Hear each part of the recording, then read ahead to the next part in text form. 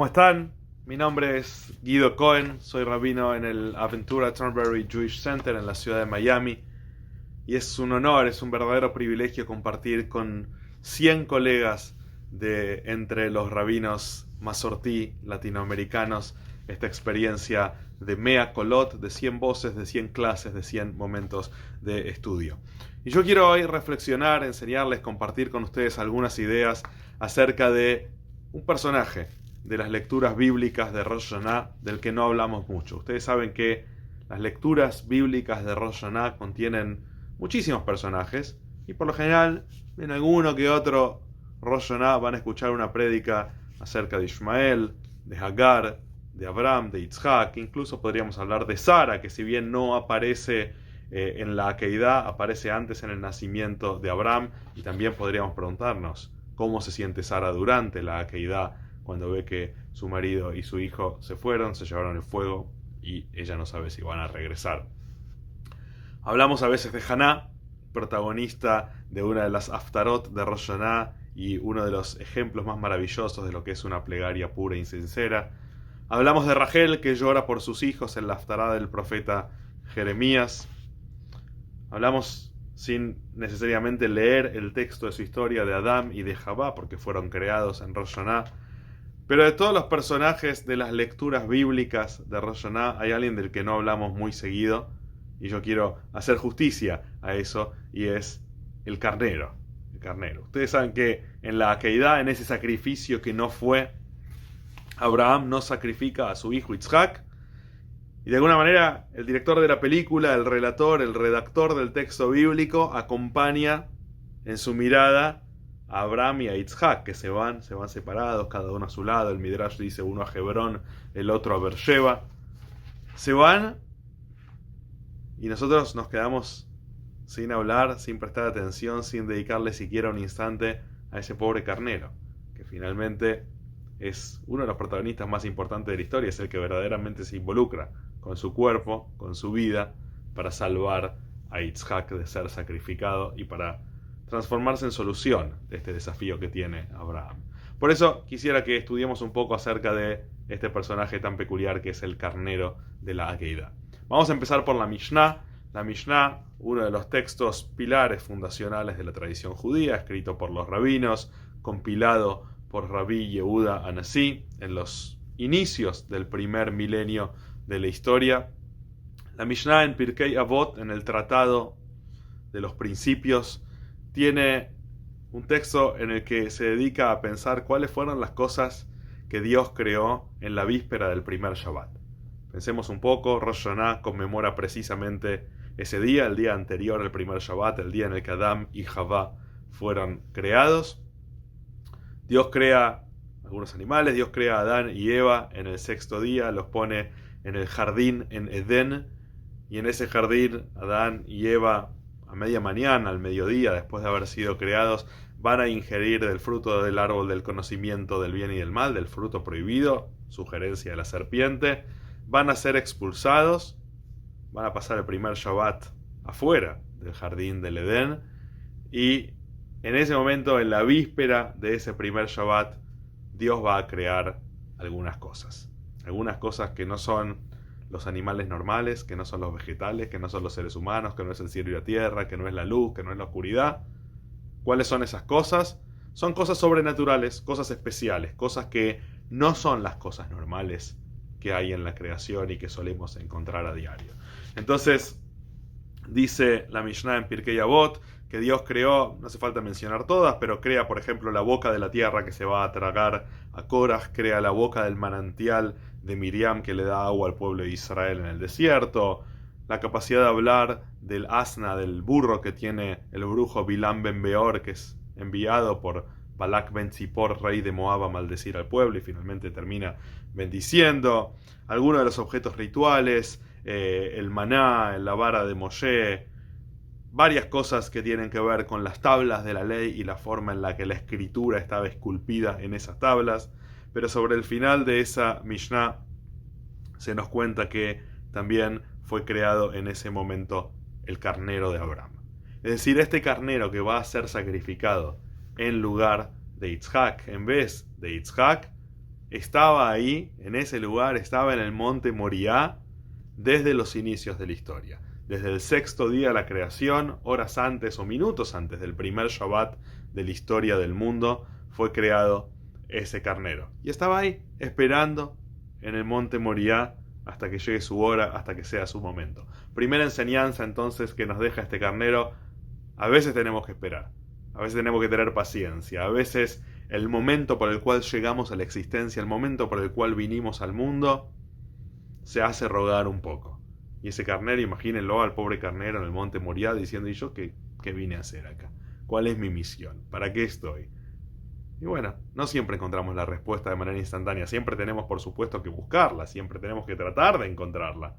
Pero a veces necesitamos darnos tiempo para encontrar esta respuesta. El carnero tenía un destino, el carnero tenía una misión esencial en la historia de nuestro pueblo y en la historia de la humanidad, pero tenía que esperar a que llegue su hora. Y ahora de Pirkei Avot vamos a saltear un par de siglos y vamos a navegar algunos midrashim en un texto hermoso, en un texto de comentarios e interpretaciones rabínicas escribido a finales del primer milenio, cuando ya el pueblo judío está bajo dominio del imperio musulmán, que se llama Pirkei de Rabbi Eliezer, los capítulos de Rabbi Eliezer.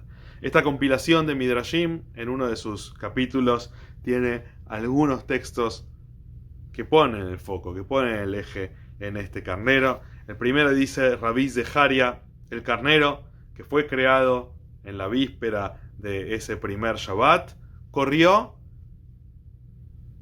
para ser ofrecido en lugar de Yitzhak. Pero Samael, una especie de ángel, una especie de miembro de la corte celestial, estaba parado y lo distraía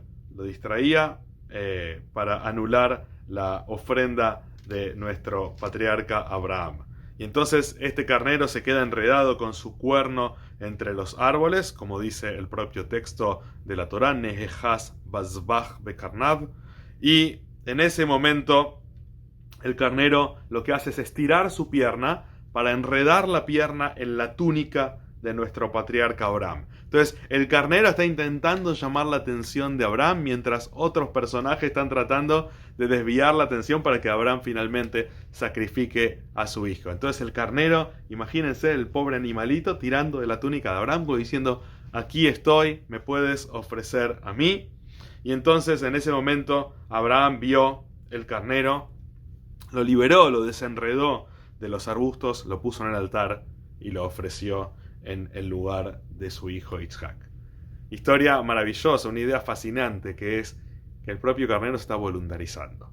El propio carnero entiende que, si bien no es lo más simpático para él ser sacrificado, él juega un lugar en la historia, y el lugar que juega este carnero en la historia es evitar que nuestro patriarca Yitzhak sea asesinado por su propio padre.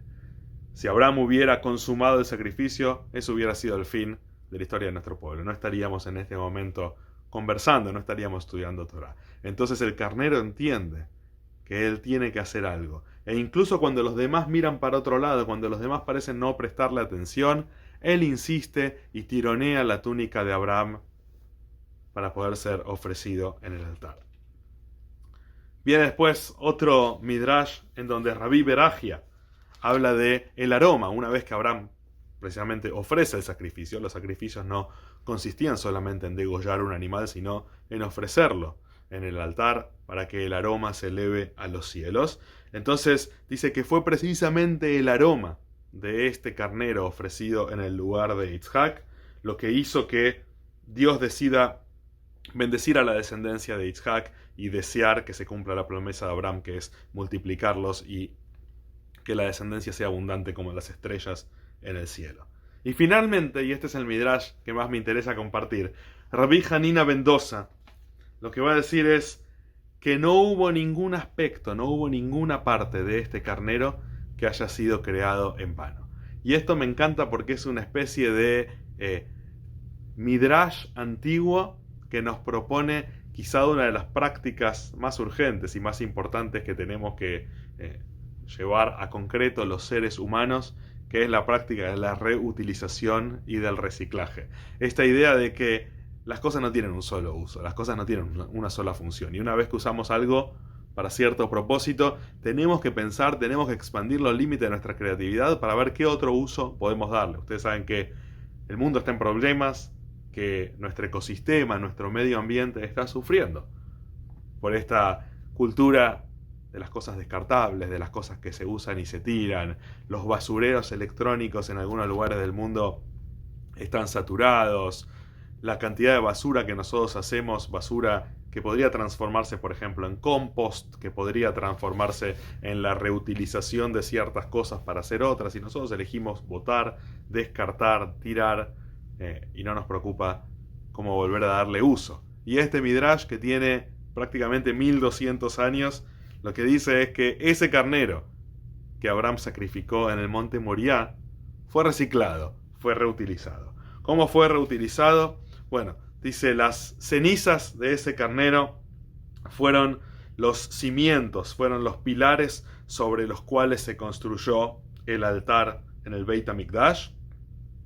Los tendones de ese carnero sirvieron para hacer el arpa. Algún luthier hizo el arpa de David Amelech, el arpa del rey David, con los tendones de ese carnero. O sea que buena parte de los Tehilim, de los salmos, cuando decimos Zambru, la Adonai Bejinor, que cantemos canciones a Dios con el arpa, con la lira, ese arpa era hecha de los tendones de este carnero. Después parte de los cueros de este carnero van a ser utilizados para hacer el atuendo, esa especie de capa que llevaba Eliyahu Anabí. Eliyahu Anabí Zahur Latov, recordado en buenas ocasiones, Eliyahu que nos visita en el Seder de Pesach, que nos visita en cada Brit Milá, Eliyahu al que le cantamos en cada Havdalah, Eliyahu que va a ser heraldo de la redención. Él usaba una especie de túnica de cuero hecha del carnero ofrecido en el monte Moriah. Y finalmente va a decir el Midrash, de los cuernos de ese carnero se hicieron 2 shofarot. 2 shofarot, en realidad este shofar largo probablemente no sea de carnero, pero el shofar más tradicional, más cortito que ustedes conocen, ese está hecho de carnero. La halajá dice que es mitzvah mina mubhar, es la forma ideal de cumplir el precepto en Rosh Hashanah, es usar un shofar corto, un shofar de carnero. Entonces de ese carnero hicieron 2 shofarot. ¿Qué pasó con los 2 shofarot? El primer shofar, uno de los 2 shofarot de ese carnero, es el shofar que el Kadosh Baruj Hu, que el santo bendito sea, hizo sonar en el monte Sinaí en tiempos de la revelación de la Torá. Y el otro shofar, ¿dónde está? El otro shofar es el shofar que va a sonar en tiempos de la Geulá, en tiempos de redención, cuando llegue el Mashiach, Bimeirá Beyameinu. Y entonces resulta interesante cómo este Midrash tan antiguo nos propone pensar que las cosas no tienen un solo propósito, que no necesariamente tenemos que usar y descartar, que a veces algo que fue usado para un propósito muy importante y muy noble todavía puede tener muchísimas vidas, muchísimas iteraciones en el futuro que pueden ser tan nobles o incluso más que en ese primer momento.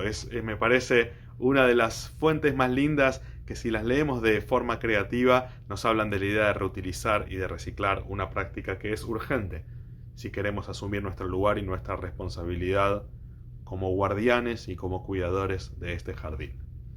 Y por último, porque ustedes saben que nuestra perspectiva, nuestra forma de ver el judaísmo no se agota, no se limita en las fuentes clásicas, en las fuentes tradicionales, no podríamos hablar de ese carnero que sacrificó Abraham en el monte Moriah sin aludir a una de las grandes mentes del judaísmo contemporáneo, personalmente uno de mis escritores favoritos de la lengua hebrea, que es el gran poeta de Jerusalén, Yehuda Amihai. Yehuda Amihai, fallecido hace tan solo algunos años, a cuya poesía debo mencionar y reconocer fui expuesto por una de las grandes morot que tuvimos muchos de los rabinos masortí latinoamericanos, que fue la morá Esther Harmatz, de bendita memoria, Zichroná Librajá. Yehuda Amihai escribe sobre muchos motivos bíblicos. Me acuerdo todavía cuando estudiábamos en el seminario Última Hora de los miércoles con la morá Esther Harmatz, y nos íbamos con el alma llena y con el intelecto desafiado de leer la poesía de Yehuda Amihai. Y en esa poesía, en esos libros de poesía, hay un poema que escribe Yehuda Amihai que se llama Hagivor Ha'amiti Shel Ha'akeidah, el verdadero héroe de la Akeidá. ¿Quién es el verdadero héroe de la Akeidá? Bueno, Abraham se regresó a su casa, Itzhak se fue a su casa. El único que verdaderamente es el héroe, el único que puso todo en la Akeidá, es precisamente este carnero. Entonces escribe Yehudá Amihai que el Gibor Ha'amiti de la Akeidá, Hagibor Ha'amiti de la Akeidá, Haya Ha'ail, era este carnero precisamente, que no sabía nada de esa colusión que había, de esa interna que había entre otros, de la conspiración que había entre los demás. Este carnero que se voluntariza para morir en lugar de Itzhak, este es el carnero que, dice Yehuda Mihai, merece que yo le cante. Incluso el ángel se fue a su casa. Cada uno, cuando terminó su rol, su tarea en esta puesta en escena que fue la Akeidá, se volvió. Pero el carnero se quedó ahí. Dice Yehuda Mihai que el carnero tenía ojos de humano. El ángel se va a su casa, Itzhak se va a su casa. Cada uno rehace su vida, se vuelve a su destino, se vuelve a lo que le toca, pero el carnero que quedó ahí es el verdadero protagonista de la Akeidá, con sus pelos enrulados, con sus ojos de humano y con esos cuernos silenciosos en esa cabeza viva. Esos cuernos que luego van a ser transformados en shofarot para sonar los sonidos de una batalla que llora y también para resaltar la alegría y el júbilo. Me resulta interesante que tanto la Mishnah en Pirkei Avot, Pirkei de Rabbi Eliezer y muchos siglos más tarde el gran poeta Yerushalayim Yehudá Amihai deciden honrar la memoria de este carnero, deciden pensar en este pequeño ser vivo que si no fuera por él, la historia hubiera terminado de forma muy distinta. Y yo quiero concluir con eso, quiero concluir con una invitación a que en estos Yamim Noraim, en este mes de Elul, mientras nos preparamos para un año que se inicia, que Dios mediante será un año de salud, será un año de bendiciones, será un año mucho mejor de este que se va, tengamos la capacidad de mirar a esos personajes que no son frecuentemente mirados. Tengamos la capacidad de torcer nuestra mirada para ver quién es aquel en el que nadie está pensando. Quién es aquel que todo el mundo mira al costado y no se preocupa por su bienestar, por su estabilidad, por su armonía. Muchas veces tenemos nuestra visión focalizada en los personajes obvios. Muchas veces estamos pensando en aquellos en los que todos piensan. ¿Y quién piensa en aquellos en los que nadie piensa? De pronto, la historia de la Akeidá, en su diversidad de sentidos, tiene también reservada esta idea de que debemos hacer un lugar en nuestro corazón, un lugar en nuestra alma, para mirar al carnero y preguntarnos qué le pasa, preguntarnos cómo se siente, preguntarle cómo se siente. La historia del carnero es la historia de aquellos que la cámara deja de lado en la escena y por los cuales quizá nadie más se pregunta. Hagamos como la Mishnah, hagamos como Pirkei de Rabbi Eliezer, hagamos como Yehuda Amihai. Demos vuelta a nuestra cabeza y preguntémonos por aquellos que son invisibles, por aquellos por los que nadie se pregunta. Que podamos sentirnos inspirados siempre por las palabras de la Torá, que puedan edificarnos, que puedan ayudarnos a transformar nuestra vida y a hacer del mundo un lugar más digno de su divina presencia. Que tengamos todos un Shana Tova Umetuka.